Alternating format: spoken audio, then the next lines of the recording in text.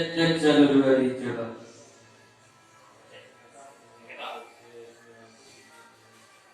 Bismillahirrahmanirrahim. Assalamualaikum warahmatullahi wabarakatuh. Yang terhormat Ibu Fusrini selaku Kepala SDN 2 Sidoarjo. Yang saya hormati Bapak Ibu guru serta karyawan staf TU dari SDN 2 Sidoarjo. Pertama-tama tentu saja marilah kita senantiasa panjatkan puja dan puji syukur kita kepada Allah Subhanahu wa taala yang telah memberikan segala limpahan rahmat taufik serta hidayah sehingga kita bisa berada di sini dengan keadaan yang sehat walafiat. Dan yang kedua kalinya adalah salawat dan salam. Tak lupa marilah kita senantiasa hadirkan kepada junjungan kita Nabi Agung Nabi besar Muhammad Rasulullah SAW. Di qaulina Allah Sayyidina Muhammad wa ala semoga saja di akhir nanti kita bisa mendapatkan syafaat.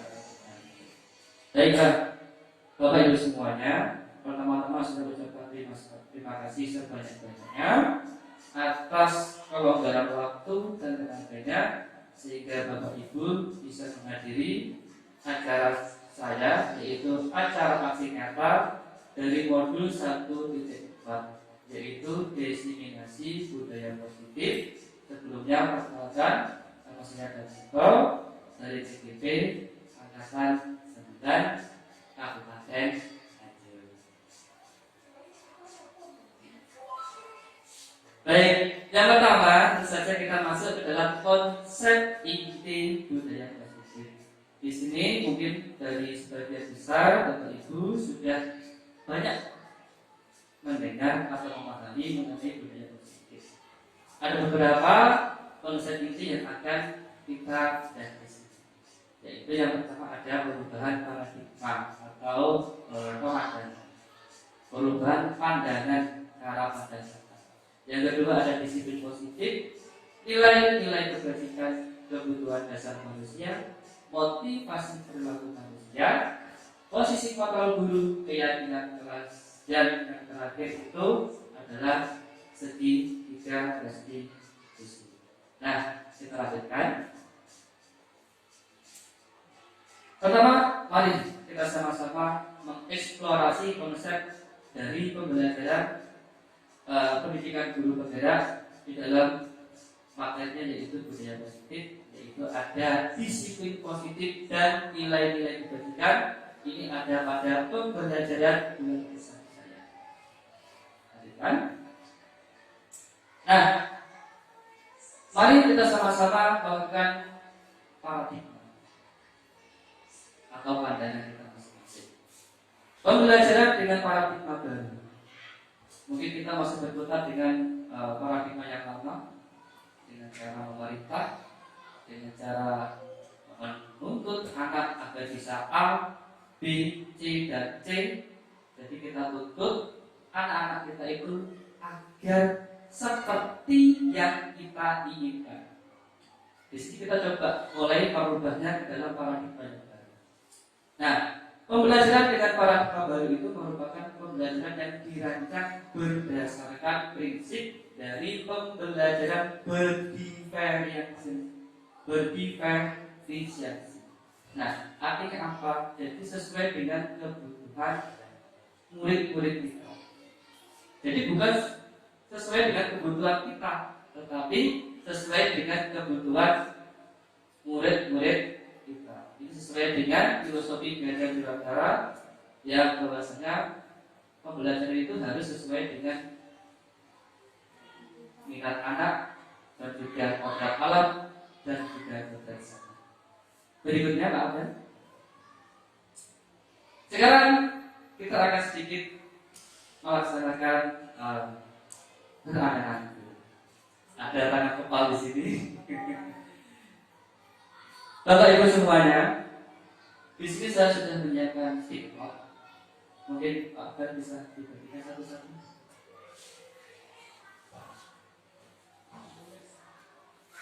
Pulpen juga sudah ada, mungkin Bapak Ibu juga bisa mengambil di tempat yang sudah kami sediakan.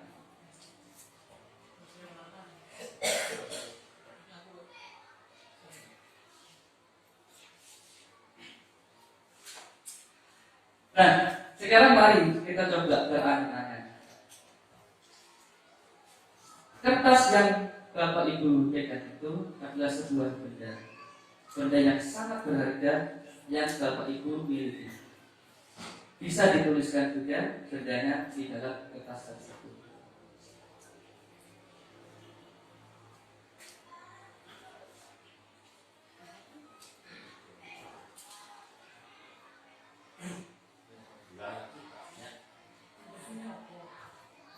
Bendanya bisa apa saja. Silakan. Sesuatu yang berharga menurut Bapak Ibu. Apapun itu. Tidak harus benda. Segala sesuatu yang berharga.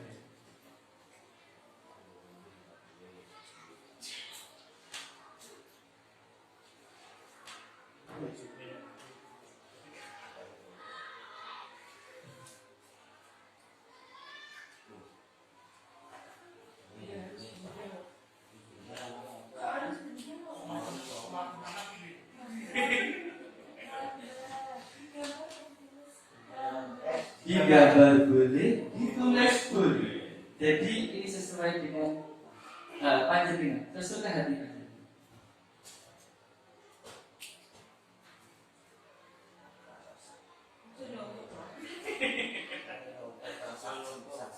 Pun usah nyontoh.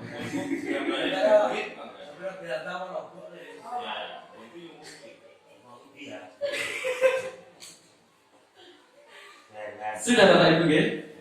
Nah, jika saja sekarang peganglah benda itu sesuai dengan gambar itu apa? Iya, sesuai dengan kepala. Kalau itu memang benar-benar benda atau apapun itu yang berharga menurut panjenengan, ada teman di sebelah panjenengan itu ingin meminta barang tersebut dengan segala cara, dengan memaksa, dengan mengancam, dan dengan sebagainya. Kira-kira bagaimana perasaan Bapak Ibu?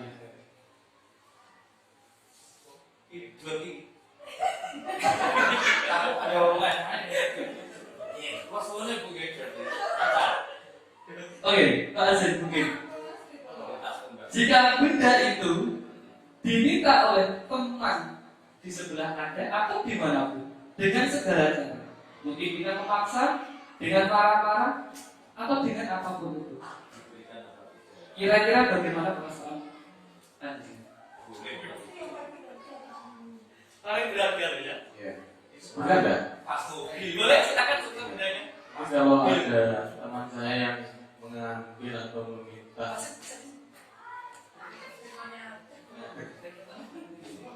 ini coba ya.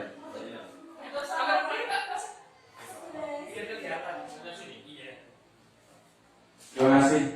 Kalau ada teman yang meminta barang saya yang paling berharga, yang saya berharga, yang jelas saya akan pertahankan, Pak. Mungkin pertama saya juga akan bertanya dulu, kenapa mau minta barang saya? Kenapa? Apa itu sesuatu yang penting buat dia juga mungkin? Jadi saya tahan dulu, gitu, tak pertahankan dulu. Setelah itu saya baru klarifikasi, ada apa? Kenapa ngambil minta barang saya? Padahal ngambil juga sudah punya. Ya. Atau mungkin karena menarik mungkin ya. Atau mungkin ada sesuatu, jadi kan saya juga timbul tanda tanya ada apa? Kenapa? Mungkin pakai 5W 1 volt.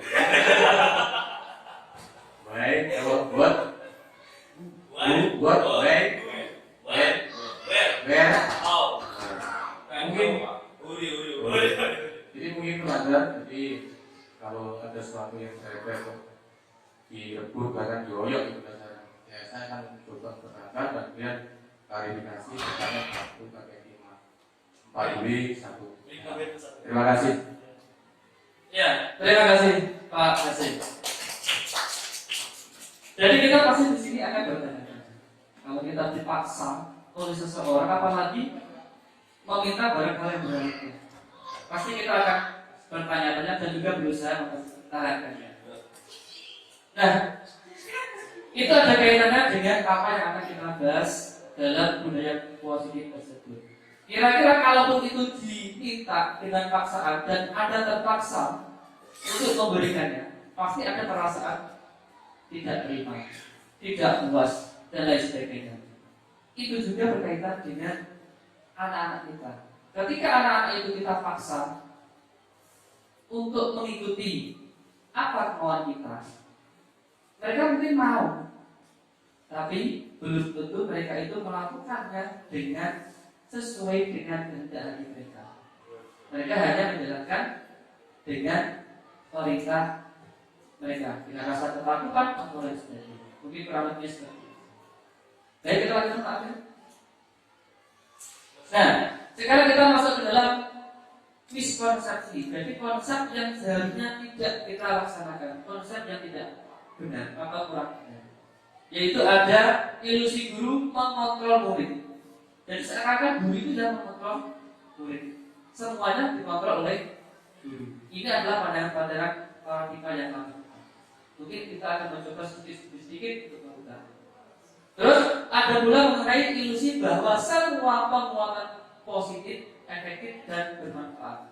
Penguatan yang positif, walaupun itu penguatan positif, tetapi tidak semuanya itu bermanfaat untuk murid kita. Kenapa demikian? Karena tidak sesuai dengan kebutuhan dari murid-murid kita tersebut. Lanjut, belum ada ilusi bahwa kritik dan membuat rasa bersalah mampu menguatkan karakter. Dan ada juga ilusi bahwa orang dewasa berhak memaksa. Jadi kita sudah disediakan lagi kita seorang guru, kita menghadapi murid kita, tapi kita berhak memaksa murid-murid kita. Nah, itu adalah sebuah konsep yang sebenarnya kurang baik untuk perkembangan anak kita. Ada apa? Nah, sekarang kita akan mencoba membahas mengenai paradigma stimulus respon pendekatan kontrol. Ada siapa sesungguhnya yang memiliki kontrol? Stimulus responnya yang pertama adalah kita mencoba mengubah orang agar berpandangan sama dengan kita. Kita hanya berarti kita itu dengan doktrin atau apapun, terutama pada sistem. Tetapi teori kontrol atau pilihannya adalah kita berusaha memahami pandangan orang lain tentang dunia. Di sini karena kita berkaitan dengan murid-murid kita, maka kita akan membahas kepada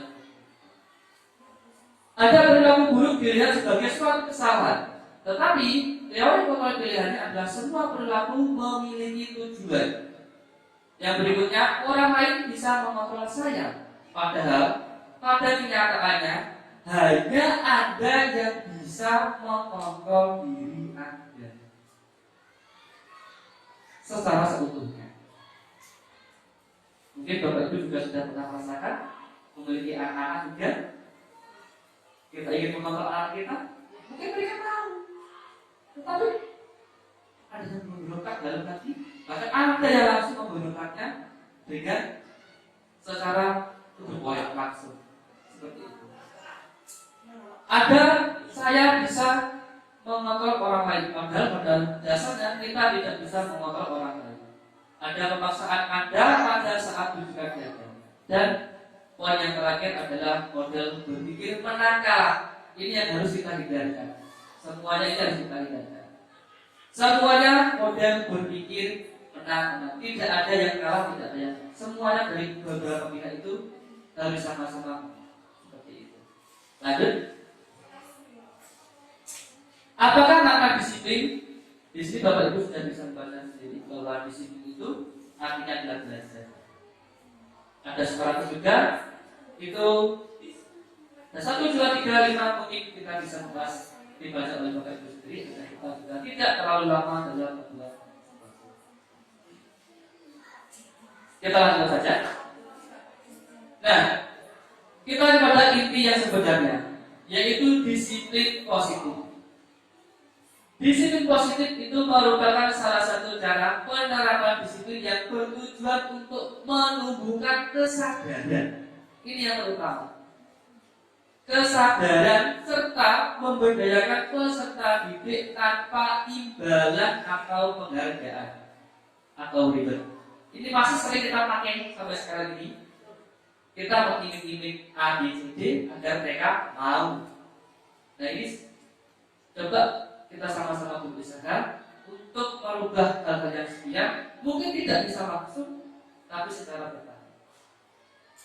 Sebagai pendidik, tujuan kita menciptakan peserta didik yang memiliki disiplin diri, sehingga mereka berperilaku mengacu kepada nilai-nilai kebajikan universal dan memiliki motivasi intrinsik dalam perubahan perilaku ke arah yang lebih baik. Jadi,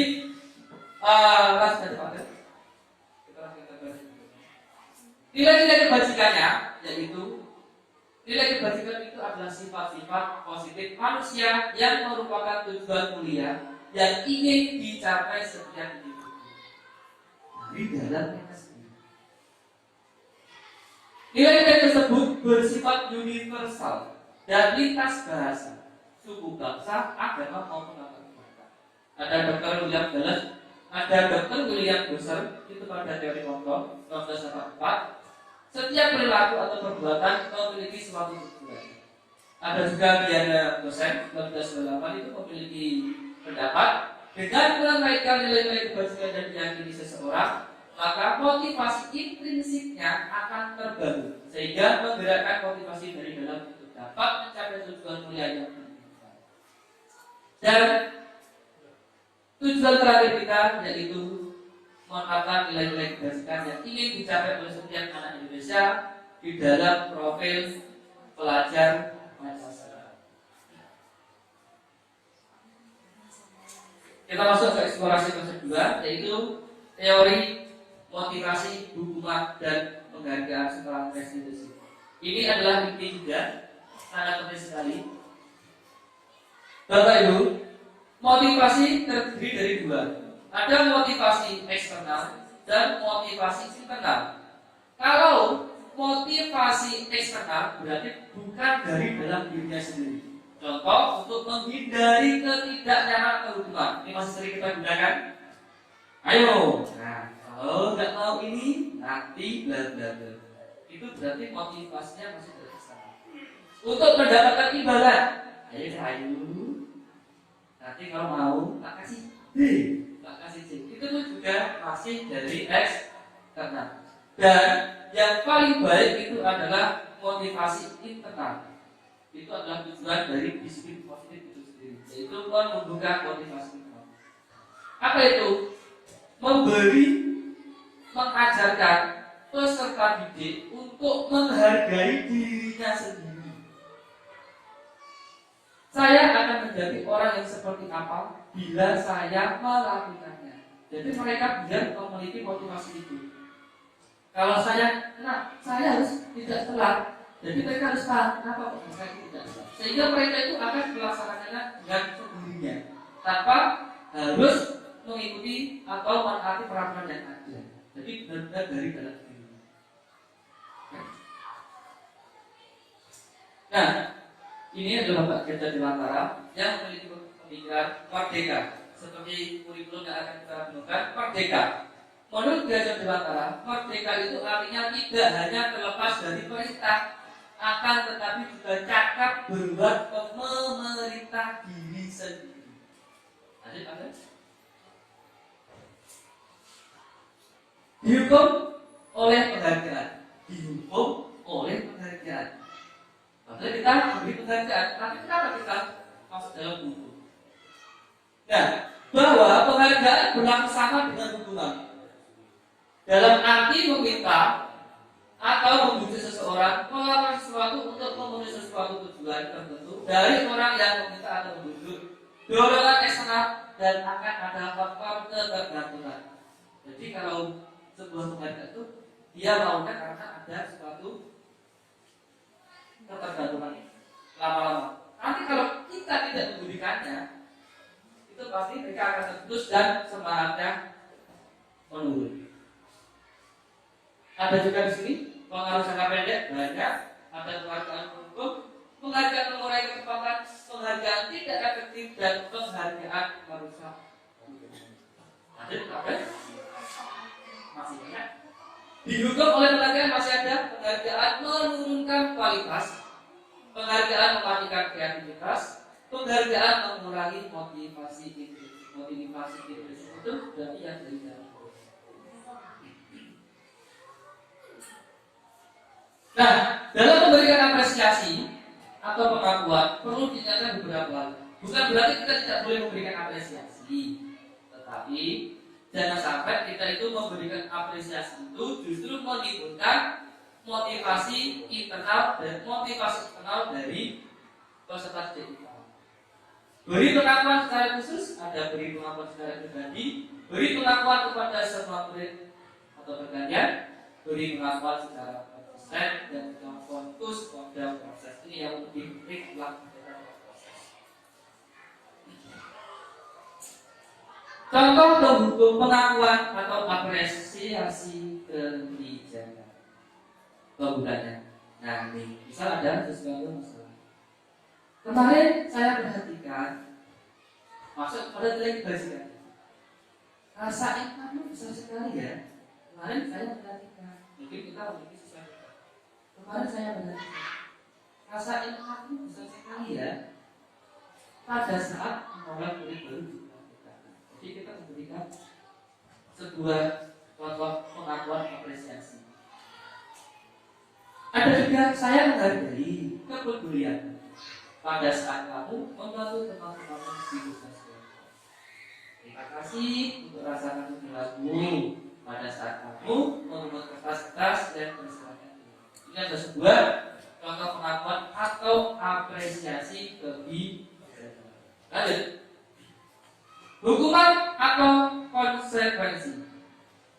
Sekarang saya minta di sini Bapak Ibu untuk sama-sama mengeksplorasi diri kita. Coba dulu, selanjutnya Pak. Nah, ada beberapa kolom di sini. Nanti kita sama-sama mencoba. Ini termasuk hukuman atau konsekuensi. Bedanya apa hukuman dengan konsekuensi sekarang? Mencatat 100 kali di dalam buku kalimat. Saya tidak akan terlambat lagi. Saya tidak akan terlambat lagi. Saya tidak akan terlambat lagi. Hukuman atau konsekuensi? Ya, ada ya. Hukuman atau konsekuensi?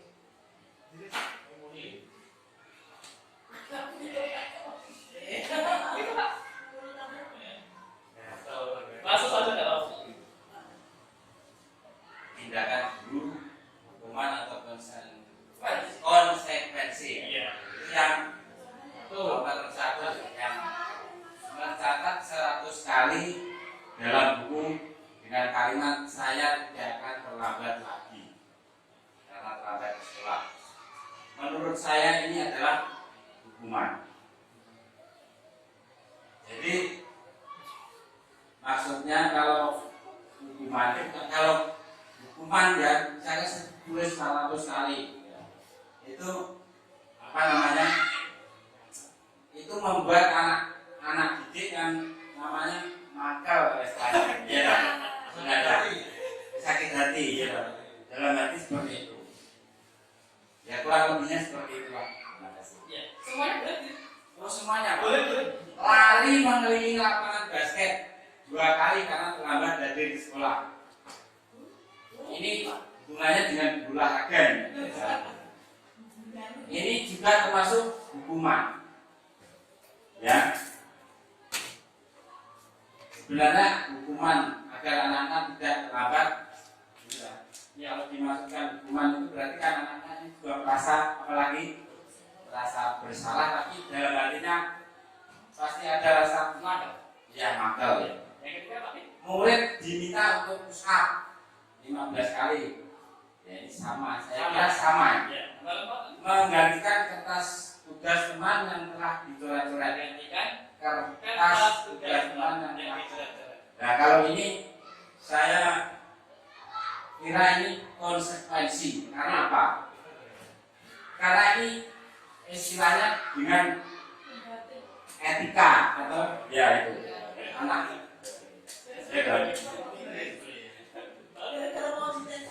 Yang berikutnya membersihkan itu tumpahan air di meja tulis karena tersinggung pada saat belajar. Otomatis ini sesuai dengan yang di atasnya itu konsekuensi. Konsekuensinya seperti itu karena itu bukan kesalahan kita.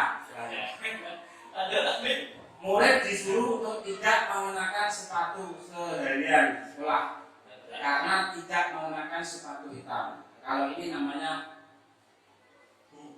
sebenarnya ini adalah konsekuensi karena tinggal ini rumah atau konsekuensi karena apa? Ada guru yang sebelumnya kan menerangkan murid harus pakai pakaian ini karena ini pelanggarnya sifatnya kan pribadi kan sudah ada istilahnya apa? Istilahnya ada tata tertib gitu ya. Kalau ini saya kira apa ini? Hukuman juga ini ya. Dan ketiga kali bilangnya lapangan basket 2 kali karena tambah 10 menit sama dengan yang atas tadi. Ini termasuk adalah hukuman. Terima kasih.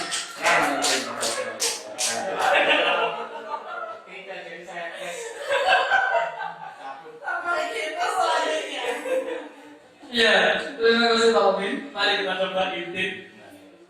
Oke. Ya, yang pertama itu adalah hukuman. Karena ini jelas-jelas tanpa kita tahu langsung saja kita berikan hukuman. Yang kedua ada hukuman juga, hukuman. Yang keempat ada konsekuensi. Yang kelima konsekuensi. Yang keenam langsung hukuman. Nah, kenapa yang ini kok konsekuensi? Karena di sini masih ranahnya adalah PJOK. Jadi masih berolahraga. Jadi masih sama. Jadi tidak masalah. Itu pas waktu pelajaran kok. Tidak apa. Iya. Oke, selanjutnya. Nah, perbedaan hukuman dan konsekuensi ada beberapa perbedaan. Di sini Bapak Ibu juga bisa melihatnya. Kalau hukuman itu lebih sesuatu yang harus, apalagi menyakitkan, harus terjadi. Sementara konsekuensi sesuatu harus terjadi. Ada membuat anak sakit, entah secara fisik maupun hati, jangka waktunya lama. Tapi kalau konsekuensi, anak merasa tidak nyaman, hanya merasa tidak nyaman saja, dan jangka waktunya relatif pendek. Sementara kalau anak memiliki kedisiplinan, nah ini juga biasanya kalau kita memberikan hukuman, akhirnya itu benci dengan peraturan itu, sehingga mereka tidak mau disiplin. Mereka akhirnya benci dengan kata disiplin itu. Anak menghargai disiplin. Yang kedua, ini berupa paksaan, tapi kalau konsekuensi itu adalah stimulus manfaat. Yang keempat adalah yang kelima, mendorong anak menyakiti diri sendiri. Kalau konsekuensi mendorong anak agar tidak sendiri. Konsep diri yang buruk, konsep diri yang baik. Anak belajar untuk menyembunyikan kesalahan, anak belajar untuk mematuhi peraturan. Dan marah, rasa bersalah diperlakukan, merasa tidak dihargai. Tetapi kalau konsekuensi, kehilangan hak, dibuat tidak nyaman, diasingkan untuk sementara atau tempoh. Tetapi apakah semuanya ini baik? Apakah semuanya ini buruk? Pasti ada baik dan buruknya. Tetapi kalau bisa kita dengarkan hal yang seperti ini. Lanjut. Nah, yang paling baik itu adalah restitusi. Kita akan berbeda mengenai restitusi. Restitusi adalah proses menciptakan kondisi bagi murid untuk memperbaiki kesalahan mereka.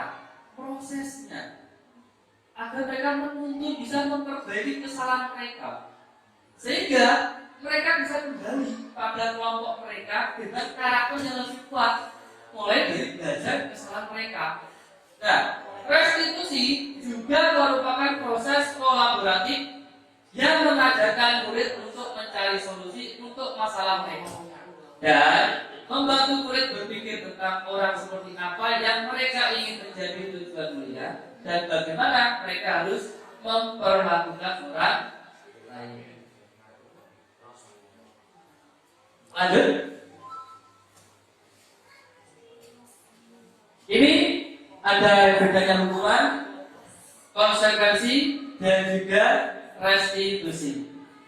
Kalau hukuman sesuatu yang menyakitkan harus terjadi, tadi sudah. Tetapi kalau restitusi merupakan pilihan dari diri sendiri. Anda juga menguatkan untuk murid anak dalam jangka waktu saja. Mungkin bisa dibaca dulu Bapak Ibu. Kita nanti juga akan mencoba, kelihatan ya. Nanti kita akan mencoba menentukan ini termasuk hukuman apa dan seterusnya.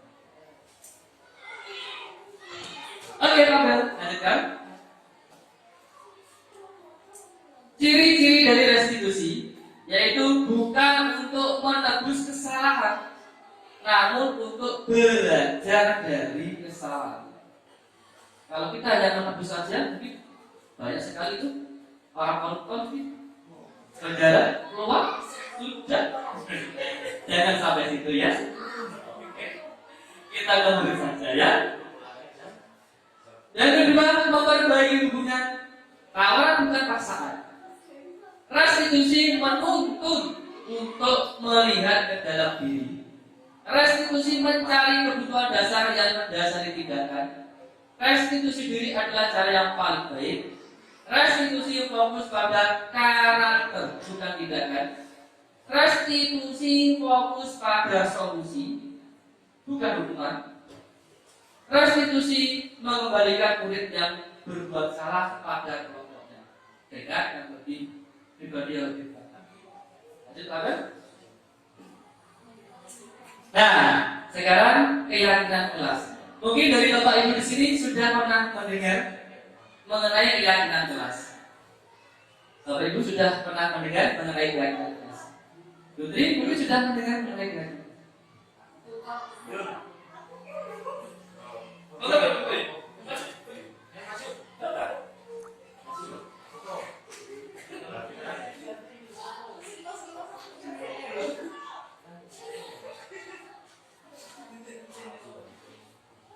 Terima kasih atas waktunya. Pembelajaran 3 keyakinan kelas. Ini yang ditanyakan apa ini? Pengertiannya atau tindakannya? Pengertiannya. Pemahaman ada saja. Bukan harus. Menurut saya, sepengetahuan saya, keyakinan kelas itu seperti kesepakatan kelas. Jadi kita yakin atau kita sepakat kelas itu nanti seperti peraturan ya, seperti peraturan tapi bukan berasal dari guru. Jadi juga berasal dari siswa atau peserta didik. Sama dengan kesepakatan kelas apa tidak? Keyakinan kelas. Ya, nanti kita sepakat kelas. Oh, seperti itu. Iya. Yeah. Terima kasih mungkin dari saya seperti itu. Ya. Terima kasih Putri. Ya. Jadi memang ini ada hubungannya dengan peraturan, ada hubungannya dengan kesepakatan. Kesepakatan sekarang kita akan membahas. Nah, mengapa sekarang kok tidak peraturan? Mengapa harus keyakinan? Mengapa kita memiliki peraturan harus menggunakan helm? Ya coba sekarang. Mengapa kita memiliki peraturan harus menggunakan helm? Bila dari kendaraan kedua. Kalau kita hanya terpaku dengan peraturan tanpa adanya keyakinan dari dalam diri kita hanya akan memakai helm kalau ada polisi. Kalau kita sedang berada di jalan raya.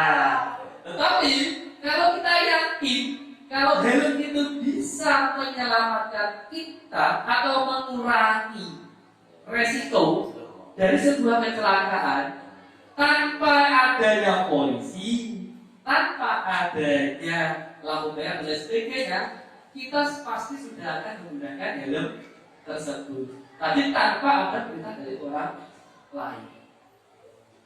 Mengapa kita memiliki peraturan 3M? Menggunakan masker dan semuanya itu segi peraturannya sama. Sehingga ada poin nomor 1. Iya. Lanjut ke Abel. Nah, upaya-upaya itu tadi kita coba coba agar motivasi yang berasal dari eksternal itu, marilah kita coba untuk merubahnya agar menjadi motivasi dari internal atau intrinsik, yaitu mulai dari dulu kita menyebutnya peraturan kelas, lalu kesepakatan kelas, ayo kita mulai berubah, kita rubah menjadi sebuah keyakinan kelas, sehingga nanti bertujuan untuk membuat lingkungan yang lebih positif, sehingga terwujudkan yang namanya budaya positif secara kesadaran, benar-benar dari diri siswa dan juga seluruh orang yang terlibat di dalam sekolah. Lanjut, Pak Ben. Nah, di antara dua ini sebenarnya sama. Ada kesepakatan kelas, ada kesepakatan kelas. Kira-kira yang mana yang sudah menyentuh keyakinan kelas? Nah, kira-kira mana yang sudah dekat atau lebih condong kepada keyakinan kelas? Mungkin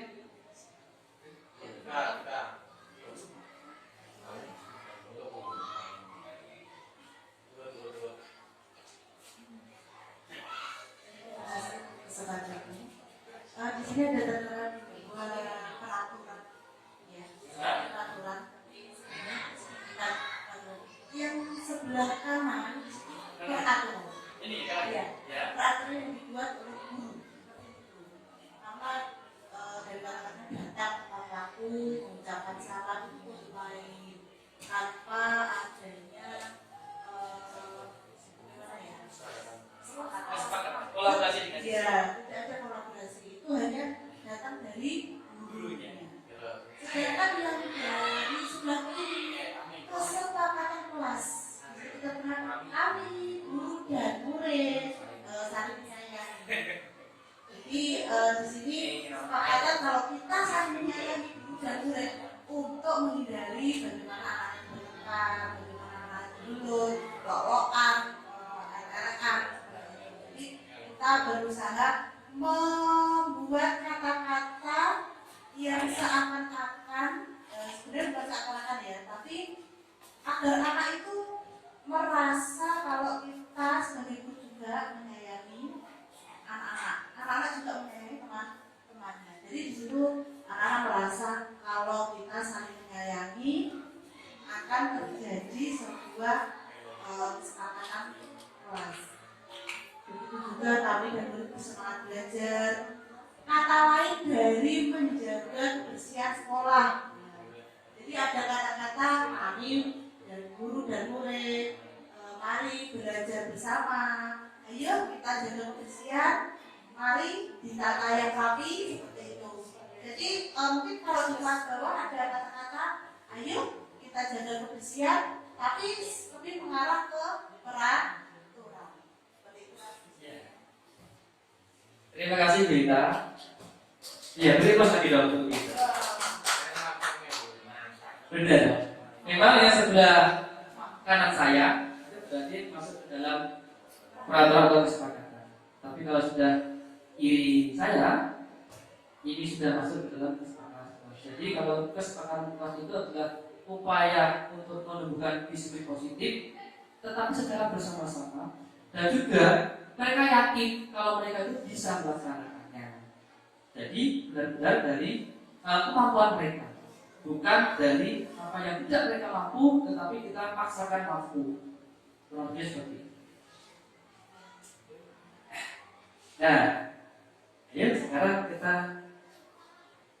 coba selalu kembalikan ke tempat. Kalau ini kira-kira masuk kesepakatan atau keyakinan? Mungkin Pak Cid mau berpendapat? Bebas. Apakah mungkin mau berpendapat? Ya, masalah ini sebenarnya murid ya. Iya. Baik, kita coba bersama-sama saja.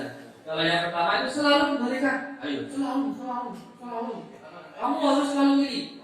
Berarti ini termasuk ke dalam kira-kira bukan? Bukan dari tadi ya, ini bukan kira-kira dilarang. Jadi juga termasuk bukan hadir di sekolah. Ini juga bukan semuanya bukan keyakinan kelas. Apa lupa ya? Bukan keyakinan kelas. Dan semuanya ini adalah bukan terang. Mungkin kita bisa mencobanya, merubah kepada kata-kata agar bisa menjadi sebuah keyakinan. Mungkin yang pertama, selalu kembalikan buku ke tempatnya. Kita coba. Aku suka mengembalikan buku dengan rapi. Saya bisa mengembalikan buku tepat waktu. Saya bisa mengembalikan buku ini di tempat semula. Jadi mereka benar-benar dari tiga semua. Iya. Dan seterusnya, oke. Lanjut, oke. Nah, sekarang nilai-nilai yang tumbuh dari itu tadi apa? Di sini ada selalu kembalikan buku ke tempatnya itu. Keyakinan yang ada berkaitan dengan tanggung jawab tadi. Nah, kira-kira keyakinan apa? Tadi sudah bisa baikkan di awal tadi. Jadi ini tidak benar. Next saja Pak Abel. Masuk ke pembelajaran 4. Kita sudah mendekati penghujung dari diskriminasi dari modul yang saya akan sampaikan. Lanjut, kebutuhan dasar manusia dan dunia berkualitas itu Pak Abel. Nah, ini adalah 5 kebutuhan dasar manusia. Pasti semuanya butuh ini. Pak Wid pasti juga butuh ini. Ya. Ini adalah 5 kebutuhan dasar dari manusia. Yang pertama, semuanya itu kita pasti untuk bertahan hidup. Iya. Duit, uang. Jadi bertahan hidup. Kita bisa melakukan yang namanya, kita butuh yang namanya kasih sayang dan rasa diterima. Coba bayangkan, kalau kita tidak mendapatkan kasih sayang di dalam sebuah kelompok, kita tidak diterima, pasti kita akan menjadi murung, tidak bisa tersenyum dan lain sebagainya. Penguasaan, kebebasan dan kesenangan. Lanjut saja. Nah, bertahan hidup, ada pakaian tempat tinggal, yang ini pasti kita sudah paham. Sementara kasih sayang, perasaan diterima, dipedulikan, berbagi, kerjasama, menjadi bagian dari kelompok. Penguasaan, ada harga diri, keinginan dianggap dan memimpin, berprestasi, diakui dan kita semuanya sudah ada. Mungkin Bapak Ibu bisa membacanya satu menit saja.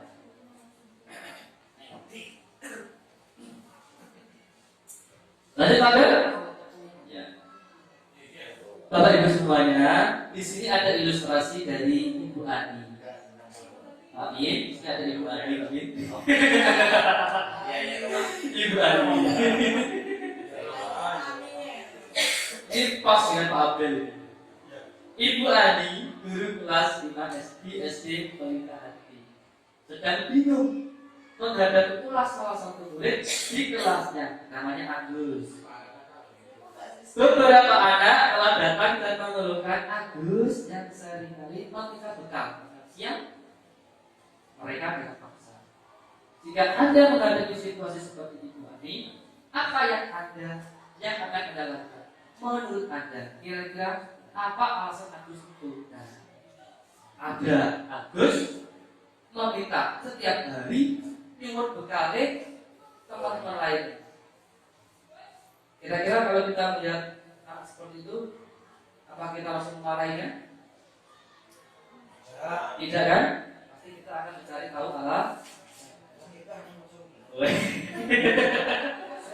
Nah, mungkin kira-kira apa toh alasan Agus kok melakukan itu? Nah, coba lanjut Pak Abel. Di sini ada beberapa kemungkinan. Ini hanya kemungkinan saja. Kita juga bisa mungkin lebih dari ini, kemungkinannya juga bisa. Yaitu apabila dia Agus karena dia lapar dan orang tuanya tidak membawakannya bekal, maka siang. Berarti kebutuhannya Agus ini adalah bertahan hidup. Oleh kue, lapar, sehingga dia terpaksa menikah teman-temannya. Ya. Yang kedua, apabila Bapak Agus senang temannya jadi ini. Apabila Agus kata dia senang temannya jadi memperhatikan dia. Ini kan sering juga kita melihat anak seperti ini. Usia ya, karena bikin diperhatikan. Berarti Agus ini memerlukan yang namanya rasa untuk diterima, kebutuhan untuk diterima di lingkungan, sehingga dia mencoba usia dan lain sebagainya. Rizki. Apabila jawaban Agus adalah merasa hebat, karena temannya jadi takut, berarti dia membutuhkan yang namanya kemampuan atau kemampuan. Kalau dia merasa bosan dengan berkali-kali, berarti si Agus ini membutuhkan yang namanya pilihan yang lebih banyak. Monoton kalau itu saja pasti juga bisa. Yang lainnya tapi yang berikutnya karena iseng. Nah ini juga ada ini karena iseng saja. Terus dulu konconya ekspresinya cemburu, goda, tidak ada sebagainya. Ini berarti dia kebutuhannya adalah hanya berkaitan dengan kesenangan saja. Lanjut, lanjut. Eksplorasi konsep posisi kontrol. Lanjut, Abel. Posisi kontrol. Posisi kontrol, Abel. Kita cepat saja, Abel. Ada 5 posisi kontrol. Ada pendukung. Ada rasa bersalah. Ada teman. Ada pemantau. Ada manajer. Langsung, Abel. Nah, hormat pada bendera selama 1 jam. Berarti ini maksudnya adalah pembunuh.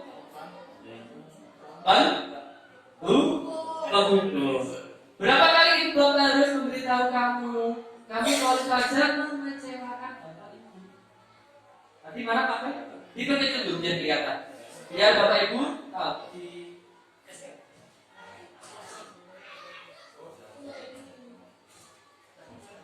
Nah, coba. Tadi ada 5 posisi kontrol. Kelihatannya. Nah, membuat rasa bersalah, teman, pemantau, manajer. Kalau kasus yang dalam segala yang pertama ini pasti kalau berapa kali itu bapak harus memberitahu kamu selalu saja mengecewakan, membuat rasa bersalah. Ada juga ayo ikut aturan sekolah. Berarti ini maksudnya adalah manajer apa? Ayo teman. Dan berikutnya adalah kamu sudah melanggar. Nah, kalau kamu sudah melanggar peraturan maka kamu harus melaksanakan konsekuensinya. Itu maksudnya adalah teman. Oh iya. Dan yang terakhir adalah mengenai keyakinan kita. Apa yang kita yakini ini adalah keyakinan sebagai manajer. Lanjut, Abel. Kita sudah siap. Langsung saja, Abel. Posisi kontrolnya.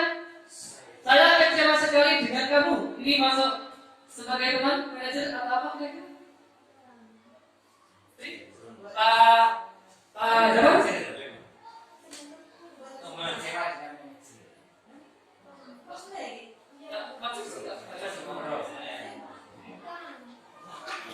Kecewa. Jadi kalau ada buat kecewa tadi itu berkaitan dengan rasa yang salah. Iya. Saya kecewa sekali dengan kamu. Berarti kan kita kalau ada rasa kecewa itu membuat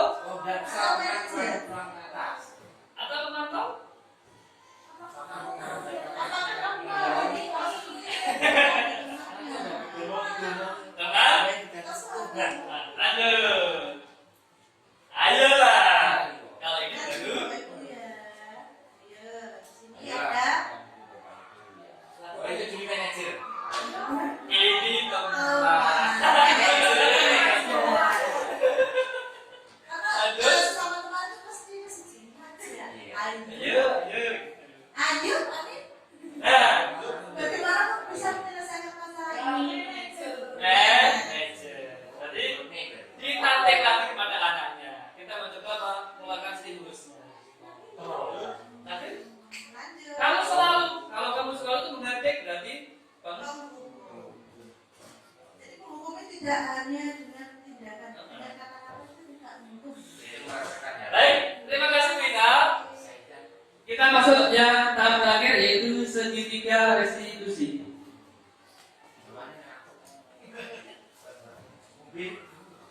Kita masuk kepada segitiga restitusi. Jadi segitiga restitusi itu ada 3 tahapan. Ada yang namanya menstabilkan identitas. Nah ya, ada menstabilkan identitas, ada memvalidasi kebutuhan, ada menanyakan keyakinan. Nah, tahap pertama yaitu menstabilkan identitas.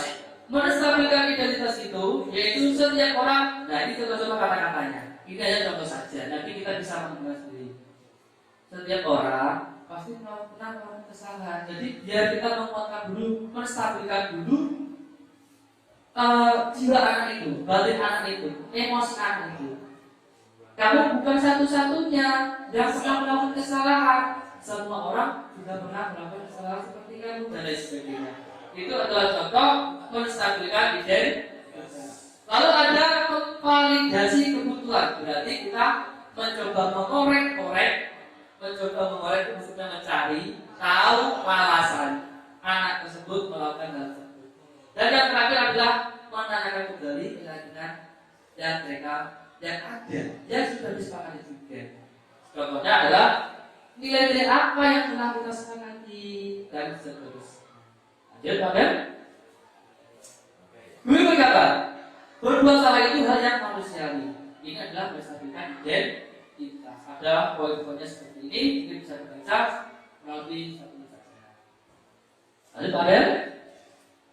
Ada validasi kebutuhan. Kamu bisa saja kan melakukan yang lebih dulu, tapi kamu tidak melakukannya. Jadi kita sudah mencoba mengoreknya, tetapi juga tidak menjatuhkannya.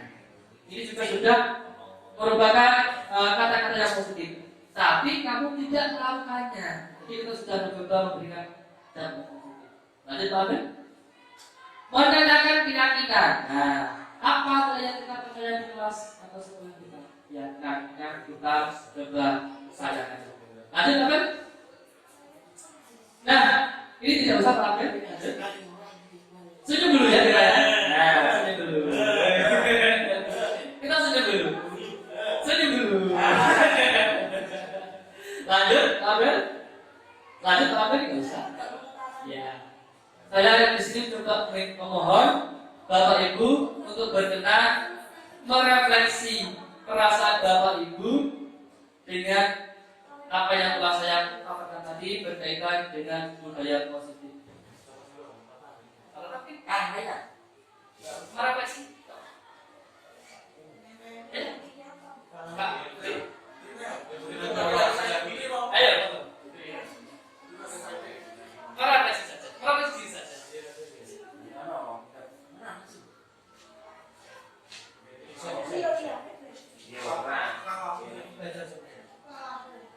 Terima kasih atas kesempatannya dan waktu. Ini kita perlu baca langsung saja sesuai dengan menurut hari ini. Iya. Iya kita. Ini baca juga tidak apa-apa. Oh, baca tidak apa-apa. Baik. Mungkin nanti kan ada yang menambah, mungkin kan ada yang tidak sama dengan saya. Hal baru apa yang mengubah paradigma saya yang saya dapatkan?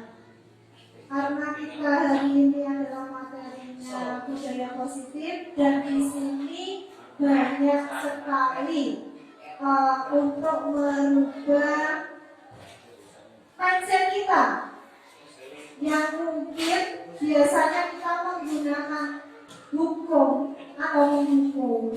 Nah, sekarang kita bisa menggunakan keyakinan. Mungkin itu dari saya. Mungkin ada teman yang mau menambah. Pamit? Ada? Kita lanjut yang kedua. Aslinya yang nomor 1 itu banyak sekali ya, tapi kita karena trainernya ya.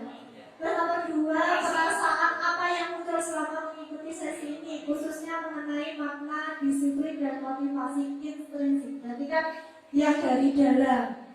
Yang pertama jelas ada sesuatu yang bahasa kita kaget. Oh ternyata seperti itu. Nah, terus yang keduanya pasti kita senang karena apa? Kita dapat ilmu baru di sini untuk diberikan ke pembelajaran kita ya, ke pembelajaran kita, kegiatan kita. Nomor 3, peran among seperti apakah yang saya telah lakukan selama mengikuti modul ini. Mungkin kalau saya ini insya Allah sudah di tahap manajer. Mungkin ya sudah di tahap manajer. Karena sebisa saya kita memberikan kepercayaan kepada peserta didik. Kalau memang dia ada sesuatu permasalahan, kita beri kepercayaan untuk menyelesaikannya, tapi tetap dengan panduan kita. Terus untuk yang 4, saya akan menjadi amok yang seperti apakah setelah mengikuti modul ini. Mungkin yang paling bagus kalau ini yang selama ini saya lakukan adalah teman, pemantau dan manajer. Karena kita harus jadi teman. Walaupun itu aslinya untuk kita among itu belum sempurna, ya kita. Karena kita kalau teman berarti kita nanti harus mengikuti mereka. Terima kasih, semoga bermanfaat dan menjadi awal kebaikan untuk Bapak dan Ibu. Terima kasih. Baik, tepuk tangan dulu untuk Putri dong. Iya, terima kasih atas kapasitas yang diberikan oleh Putri tadi. Bapak Ibu semuanya, secara pribadi saya mengucapkan terima kasih atas segala perhatian, waktu, dan tenaga yang telah diberikan kepada saya, sehingga saya bisa melaksanakan program aksi nyata diseminasi dari budaya positif IDB Angkatan 9 ini dengan konten yang berjalan lancar tadi, alhamdulillah, dan juga menarik juga. Dan tak lupa adalah ucapan permohonan maaf apabila tadi ada sesuatu apapun itu, tak bilang, tak berlaku yang tidak berkenan di hati panjenengan semuanya. Dan akhir kata saya mengucapkan wassalamualaikum warahmatullahi wabarakatuh.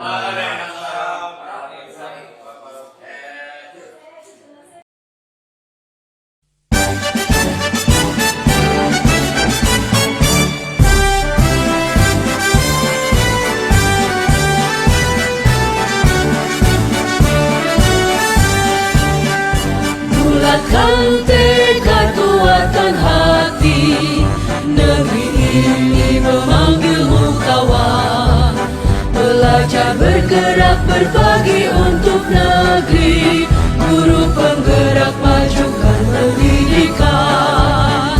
Guru penggerak menghamba pada murid, kreatif rancang pembelajaran. Hargai potensi, tingkatkan prestasi, lahirkan profil pelajar Pancasila.